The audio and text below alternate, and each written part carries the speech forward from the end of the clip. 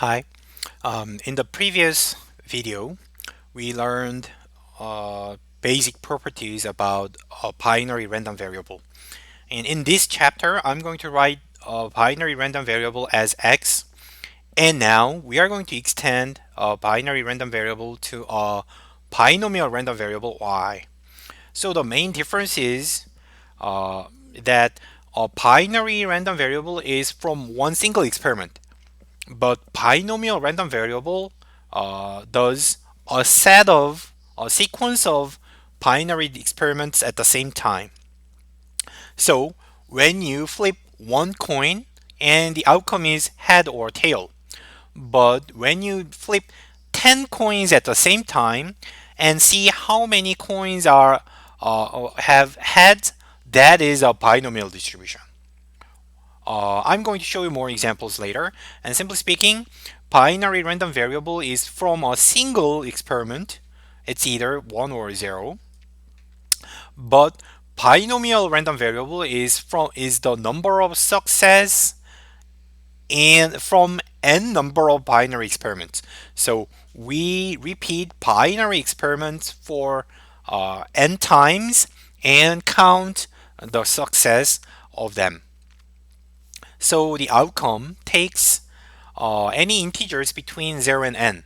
There may be no success or all of them may be success. So when there is no success, y will be 0, obviously. But when all the experiments turn out to be success, then y will be n, right? So let's think about this. So there are 4 basic assumptions. First, we try n binary experiments. We say n trials of binary experiments, and in each trial, there are only 2 possible outcomes, right? And the probability of success is p for all trials. That means all the trials have the same probability of success. And finally, the trials are statistically independent. So the result of the first trial does not affect the second trial, right? So in that way, all the n trials are independent with each other. If a binomial experiment satisfies these 4 assumptions, then again we can extract parameters from this structure. So the 2 parameters we need, so now we can summarize, fully characterize the distribution with 2 numbers, 2 parameters. The 2 parameters to describe a binomial distribution is n, the number of trials, and p, the probability of success. If you know these 2 numbers, then you know everything about the binomial distribution. And we say y, random variable y, follows binomial distribution with parameter n and p, right? So n is the number of trials, p is the probability of success in each trial, right? So the first example is multiple choice question. In the previous video, I used a multiple choice question as an example of binary experiment. So when you choose randomize your answer in one question, that is binary because the outcome is 1 or 0, correct or wrong. However, if you randomize all of your answers in one assignment, there are 10 questions, and randomly choose all of the answers, then the outcome is your grade. Your grade, which is the number of correct answers. And it becomes a binomial distribution. So we are going to, for a question I, for a single question, the outcome is 1 or 0. So 1 if you're correct, 0 if you're wrong. And we know that this random variable is a binary distribution with p equals to 0.2. P is 1/5. 1/5, right? So this is from one question, but as a whole assignment, there are 10 questions. So y is the number of correct answers among the 10 questions, which is your grade. So you may write it as y equals to the sum of 10 binary random variables, which equals to the number of correct answers, number of success. And the possible outcomes for y are 0.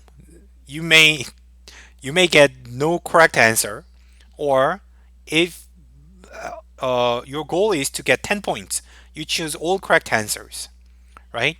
And then, so in this case, we say y follows a binomial distribution with n equals to 10 and parameter p equals to zero point 0.2.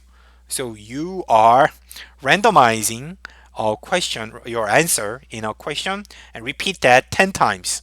And in one trial, the probability of success is 20%.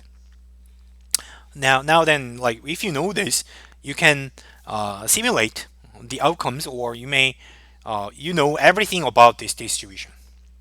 Let's think about another example.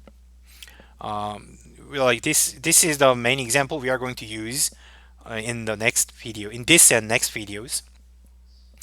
And think about reservations, say for a flight, or you may think of a restaurant. It does not matter, whatever. Suppose that you are a manager. You have to handle the reservations, and the main concern is cancellation. There is some of them may be canceled. So anyhow, suppose that you get 10 reservations for a flight, or for dinner, and the probability of cancellation is 10% for each reservation. So all the reservations have the same probability of cancellation. We assume 10%. And the cancellation is statistically independent across reservations. So the first reservation, like the first passenger does not know who is the second passenger. So even if the first passenger cancels, it does not affect second passenger's cancellation decision.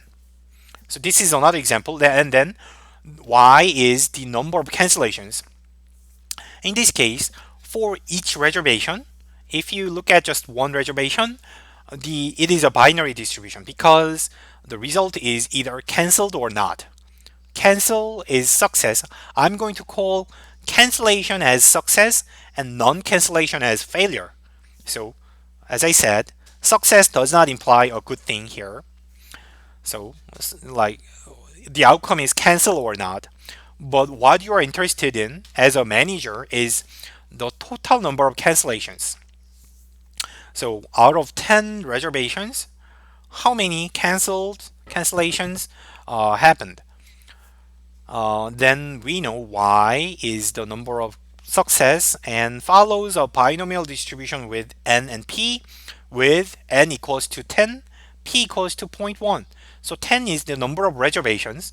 So one reservation is one experiment, because each reservation results in success or failure, right? So as I said, one reservation is one binary experiment.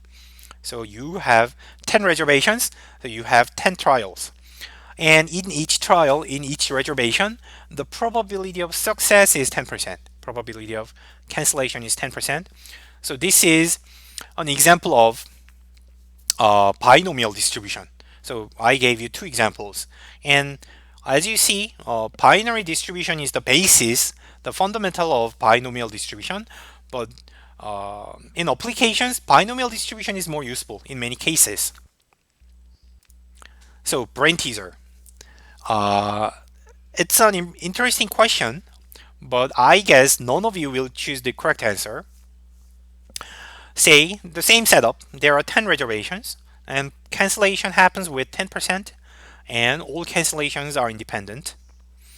Then what is the probability that you exactly get two cancellations, not one or three? What is the probability that you only exactly two reservations are canceled? Think about this. By the way, at this time, it is at the moment, it is natural that you don't know how to calculate this. I will come back to this problem, like maybe in the next video or in the following video. the answer is so the answer is 19.37%. So you may think it may be something related to this because there are 10 and probability is 10. So you may use 10 and 2. You may get some of these if you use these. Only the only numbers you get from the question is 10 reservations, 10%, and 2 reservations canceled. How do we get 19.37%? That's what we are going to learn. It's very interesting, but it takes time. So I promised that I will come back to the previous question in 30 minutes. If you are patient, can watch the video for 30 minutes, I guess, then you will get the answer why we have 19.37%. To do that, we have to go through a few preliminary steps. I will first review statistical independence, and I'm going to start example with 2 reservations. And then I will consider 3 reservations, then 4, and then I will generalize. So it is very counterintuitive uh, at first, but if you it, after you find the pattern, so when you understand the pattern, then you can understand the general probability rule formula will be given in the last step. So I think I have to stop the video here. Maybe today, I'm not sure how much I can go. I may stop after the second step or the third step. So anyhow, I'm going to continue um, these steps in the next video. Thank you.